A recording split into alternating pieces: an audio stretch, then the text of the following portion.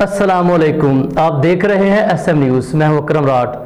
खबर शामिल करते हैं ननकाना साहिब से। डिप्टी कमिश्नर राजा मंसूर अहमद ने DHQ अस्पताल में बच्चों को पोलियो के कतरे पिलाकर पोलियो मुहिम का बाकायदा इफ्तिताह किया। इस पर मजीद जानते हैं अपने नुमाइंदे मोहम्मद अजमल से।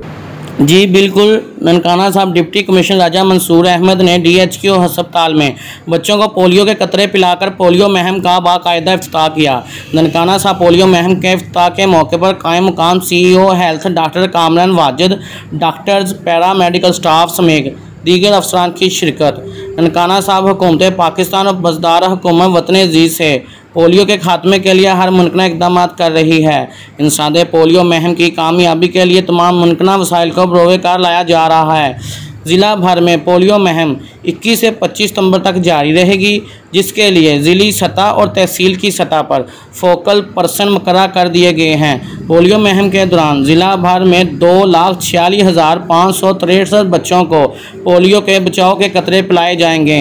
इंसादे पोलियो मुहिम के सिलसिले में 711 टीमें तश्कील दी गई हैं, जो घर घर जाकर बच्चों को पोलियो के कतरे पिलाएगी।